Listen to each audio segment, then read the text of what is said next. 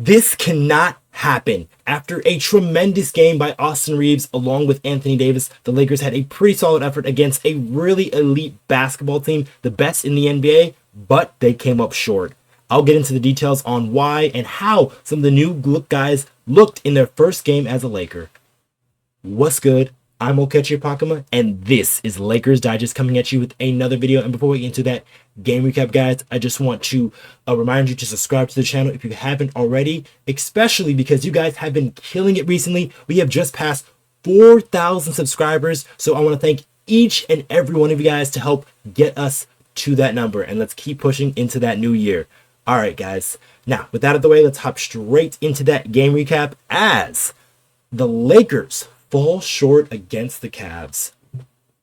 So the Los Angeles Lakers played their last game of 2024 and had the very tough Cleveland Cavaliers come into Crypto.com arena there, and the Lakers really were fighting back and forth with the Cleveland Cavaliers, but evidently it was not enough as the Cleveland Cavaliers beat the Lakers 122-110.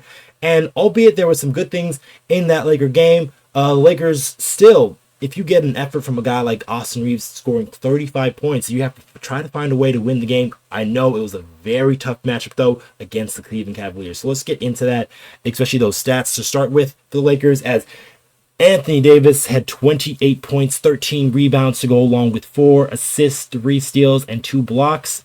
And then LeBron James, after turning 40 years old, had 23 points, 7 assists, 4 rebounds to go along with a block shot. And then Austin Reaves had a tremendous, like I said, 35-point game.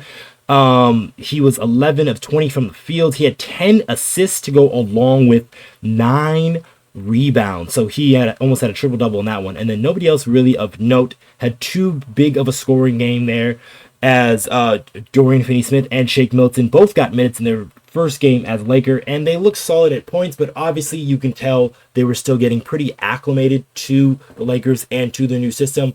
But just first and foremost, give credit where credit is due for the Cleveland Cavaliers, as they look like a very dangerous team this year, and they're probably going to give the Celtics a run for their money once the playoffs come through, because that Cleveland Cavaliers team, albeit they gave up some runs for the Los Angeles Lakers, as they were just going back and forth mostly through those first 3 quarters, but it wasn't up until the end of that third quarter really where the Cavs really took a lead, and they did that with their 3-point shooting, as they had 4 different guys who scored over double digits in their starting lineup. They had multiple guys hit a 3-point shot. They had multiple guys hit multiple 3-point shots, including Donovan Mitchell, Darius Garland, Evan Mobley, and Max Strus and George Niang all hit multiple threes. Max Strus really killed the Lakers in that third quarter there by hitting 3 in a row.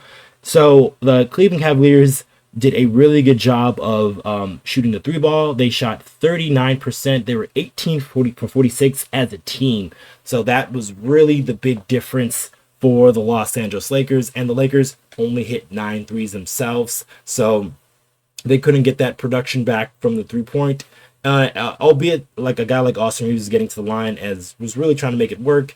The Lakers just didn't have enough in terms of offense to really match with the Cleveland Cavaliers, as they're the #1 offense in the NBA, and they also shoot the best 3-point percentage in the NBA as well. So the Lakers, they unfortunately just came down to just missing some shots, because they had some pretty good looks that they generated from some of their drives, some of their driving kicks, and they just weren't able to knock some shots down. Like guys like Dalton Knecht didn't hit a 3-point shot. Hachimura was only 3 from 10 from the field. Max Christie only had 5 points there. So there was a couple of different other guys. And yeah, Finney-Smith, I think, only had that putback dunk where he caught it off for the AD miss. And then Shake Milton, he hit a couple of threes for the Lakers in his first game. But you can still, like I said, still tell those guys are still getting acclimated to what the Lakers are trying to do. And they did play with energy and effort, which is what you can ask for, really, for 2 new guys who were just traded and just kind of drop into what the Lakers were already doing. But there are some good things to take away from this game, despite the Lakers losing this one. And I think a big point to take away from this is Austin's improvement. So Austin Reaves looks like he is on the upward trajectory, not only in usage, but in how well that he's been playing the game of basketball, mostly recently since he came back from injury. So if the past 5 games for Austin Reaves, he has really stepped it up, averaging 21 points per game, 7.6 assists, 6.6 rebounds per game in his last 5 games. And some of that was now without D'Angelo Russell. So D'Angelo Russell has now been traded to the Brooklyn Nets. So Austin Reaves is going to have a lot more ball handling responsibilities, especially when LeBron James is not on the court, because LeBron is leading the team in assists. But then in comes Austin Reaves, who is now the Lakers' next best ball handler and playmaker there in that position. And he's done a very fine job in this. In the last game, he had 16 assists. He had that huge moment, that game-winning layup over there on Christmas Day. So, and now he coupled again with another tremendous 35 point, 10 assists, 9 rebound game, an almost triple-double game against the Cleveland Cavaliers. So a very tough team as well. So he did this against those guys. So it is really encouraging to see from a guy like Austin Reaves, especially with all the usage he's now going to be getting now with D'Lo now shipped out. But not only Austin and LeBron are going to be taking up the playmaking usage, as another guy that we traded for and also had a pretty solid game for just being your first game out there, and that's Shake Milton, who had 6 points, a couple of threes that he knocked down. He is going to be looked at maybe in some second unit groups, that he might be looked at to play make a little bit, especially if Gabe Vincent is going to miss some time here. And just taking a look at stats on the season for a guy like Shake Milton, he's averaging about 7 points, which is all right for a guy coming off the bench, about just under 2 rebounds per game and 2.4 assists per game, and he's shooting about 46% from the field, 38% from 3.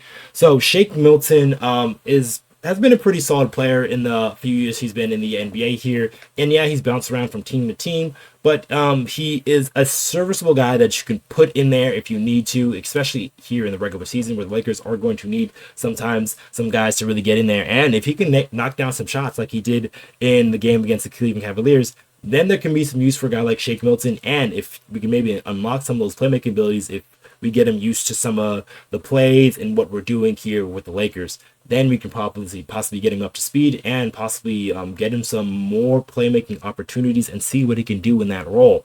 So Shake Milton, I'm excited to see on what more that he can do, because Dorian Finney-Smith was obviously sold as the prize here, as we already know what he can be as a defensive player. I'm not too worried about the three-point shot being knocked down first, because he just only got a couple of looks. So it's only going to be a matter of time before he gets more acclimated with the offense and what he needs to do and where he needs to be.